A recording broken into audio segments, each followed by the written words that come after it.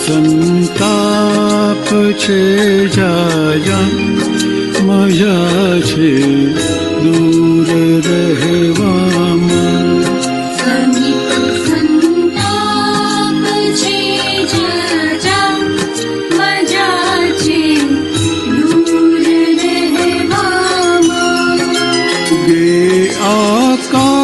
આકાશમાં ભાનું કમળનું મુખડું મલકે, રવિને ભેટવા કરતા મજા છે દૂર રહેવામાં.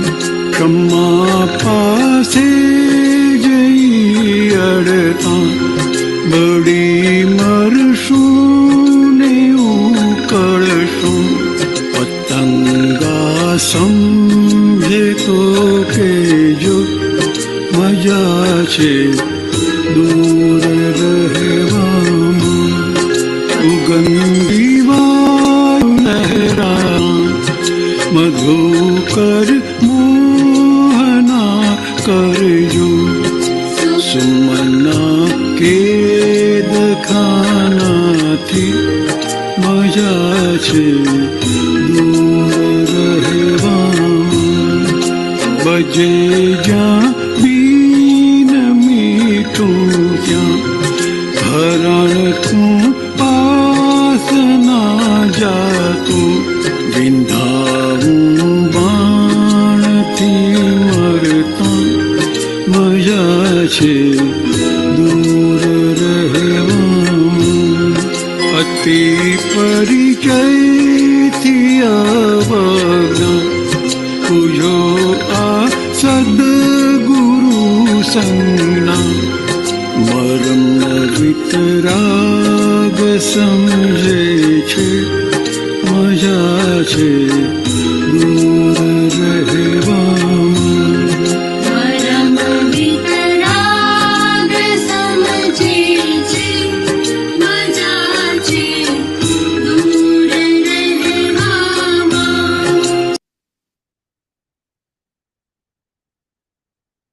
અતિ અતિ કરુણા કરીને દાદા આપણને સ્વરૂપ જ્ઞાન કરાવ્યું, આપણને આપણી જાત ઓળખાવી કે આપણે કોણ છીએ. અને એ ન ઓળખાતા આજ લગી અજ્ઞાને જ જીવન જીવાયું, અને એના કારણે આવો વ્યવહાર, પાંચમા આરાનો વ્યવહાર આપણને ભેગો થયો. અને એવા પાંચમા આરાના વ્યવહાર સામે એવા જ દાદા ભગવાન અક્રમ વિજ્ઞાન સ્વરૂપે આપણને મળ્યા અને આપણને સ્વરૂપ ભાન કરાવ્યું. એટલે કીધું કે સમીપ સંતાપ છે ઝાઝા.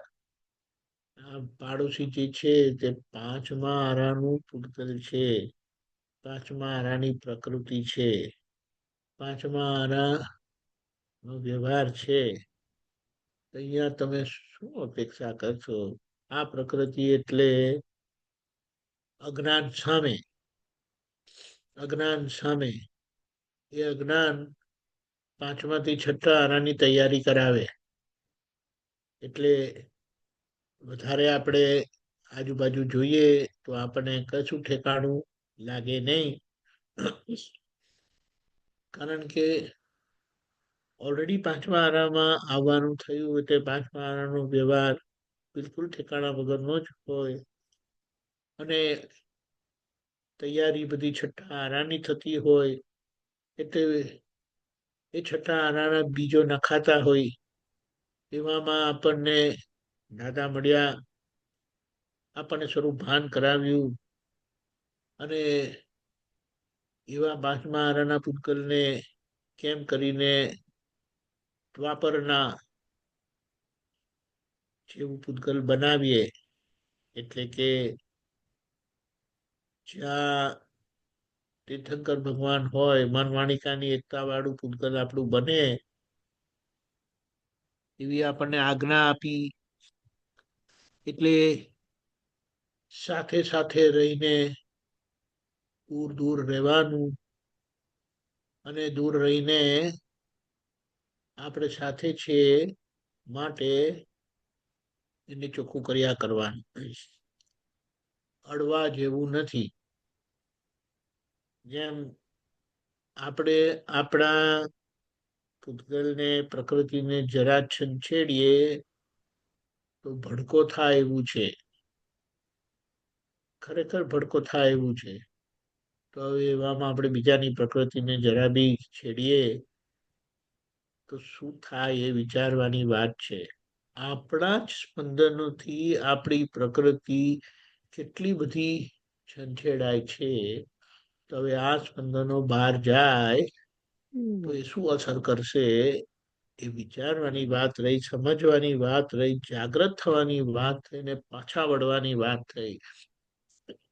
એટલે પૂતગલ પાસે, પૂતગલ સામે પોતાનું એક અવળું સ્પંદન જાય નહીં નેગેટિવિટીનું, એનું ધ્યાન રાખવાનું છે. એટલે અહીંયા કે કવિરાજજીએ દાખલા આપ્યા, સૂરજ પાસેની વાત કરી કે રવિને ભેટવા કરતા એના પ્રકાશનો લાભ લઈને આપણે ચોખ્ખા થઈએ. પછી કીધું ક્ષમા પાસે જોઈ અડતા વળી મળશું. એટલે આ ફુદા હોય છે ને, ફુદા એટલે પતંગિયા કહીએ. દાદા કહે છે કે એમને નવી નવી આંખ મળેલી હોય છે, તે એ ત્યાં આકર્ષાય છે અને પોતે મરી જાય છે. એટલે કે એ પતંગિયાને સમજણ પડતી નથી. એટલે કોઈક સમજે તો એમને કહેજો કે ત્યાં દૂર રહેવામાં જ મજા છે, પણ કેવી રીતે દૂર નહીં રહી શકે. એટલે આપણે શું કહીએ, આ પાંચમા આરાના હિસાબો એટલા બધા ચિકાસવાળા છે. એટલે અમુક એવા નિકાચિત કર્મો હોવાના કારણે એ ભોગવટામાંથી નીકળવું જ પડશે. પણ હિંમત રાખજો, વિજ્ઞાન એવું મળ્યું છે કે ગમે તેવો હિસાબ હશે ને, ગમે તેવા ભારે કર્મ હશે, પણ આ અક્રમ વિજ્ઞાન એને દ્વાપર જેવું પરફેક્ટ કરી શકશે. એટલે ગભરાવાનું નથી, ભડકવાનું નથી, પણ જાગ્રત રહીને દાદાની આપેલી ચાવીઓને વાપરીને આ પૂતગલને સમૂહ કરવાનું છે. સુગંધી વાયુ માટે પણ એમ કરીને કીધું કે એને જોઈને મોહ ના કરશો, કારણ કે એ તમને એના કેદખાનામાં, એટલે એને એ તમને જકડી રાખશે. એટલે એમાંથી એ છૂટી જાઓ. ડિયોડરન્ટ વાપરજો, પરફ્યુમ વાપરજો, પણ વાત સમજી દેજો કે હકીકત શું છે. એટલે એની પકડમાં નહીં આવતા. પછી કે આ સાંભળવાનું, કાનમાં નાખીને સાંભળીએ છીએ તો બીજાને અવાજ ના જાય એ વસ્તુ જુદી છે. પણ આપણે શું કે કાનમાં નાખીને સાંભળવાનું જે થાય છે, તો કે ત્યાં પણ ચેતજો. ખાસ કરીને શબ્દથી માણસ પડે છે, એટલે શબ્દના વેણમાં ખેંચાતા નહીં. એક શબ્દના વેણ છે, શબ્દના બાણ છે, અને બીજા આંખોના બાણ છે. એનાથી ચેતતા રહેજો, નહીં તો વિંધાયા તો મરવું પડશે. એટલે કે મજા છે દૂર રહેવામાં. અને જે છેલ્લી વાત કરી છે ગજબની, કે ગુરુની, જ્ઞાનીની નિકટતા એ પછી મહા મુશ્કેલ છે. કારણ કે જ્ઞાની પણ એમના આગળના કર્મોના હિસાબથી છે. એટલે જો આ નહીં સમજો તો વાત અવળી પડશે અને જ્યાંથી છૂટવાનું છે ત્યાં બંધાશો.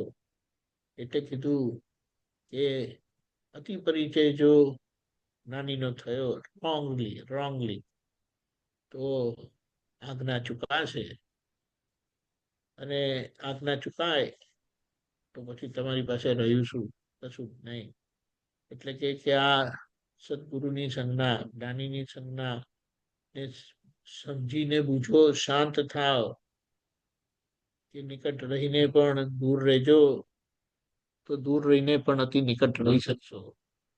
અને આ વિતરાગની મરમને જે સમજી ગયો ને પચાવી જાણ્યું, એ કલ્યાણ પોતાનું પણ કરે અને લોકોનું પણ કરે. એટલે અંદરથી વિતરાગ થાય ને બહાર સંપૂર્ણ એવા જ પ્રેમ સ્વરૂપ થાય. એટલે અહીંયા આપણે આ પ્રકૃતિની કોઈ પણ બાબતને જોઈને ઇમોશનલ થવાનું નથી, કે બીજાને જોઈને ઇમોશનલ થવાનું નથી. એટલે એમના પ્રત્યે આપણને કોઈ પણ જાતનો અભાવ, તિરસ્કાર થવો ન ઘટે. આ સમજીને આપણે પ્રગતિ કરવાની છે. એટલા માટે સમજો, કોઈનું મેં જોયું, કોઈનું મને ખબર પડી કે આપણે આવું કર્યું, તો તરત અભાવ તિરસ્કાર થઈ જાય. ત્યારે અહીંયા વિતરાગો શું કરે? એમના તરફથી દવા કરે, એમના તરફથી પ્રાર્થના કરે, ભાવના કરે એમને કે કેમ કરીને એમાંથી નીકળી જાય. ગજબની પોઝિટિવિટી. એટલે આ રીતે આપણે પણ જીવી જયા વગર છૂટકો નથી, કારણ કે એ જ દ્રષ્ટિ આપણને પણ મળી છે. જય સચ્ચિદાનંદ. સ્વ પર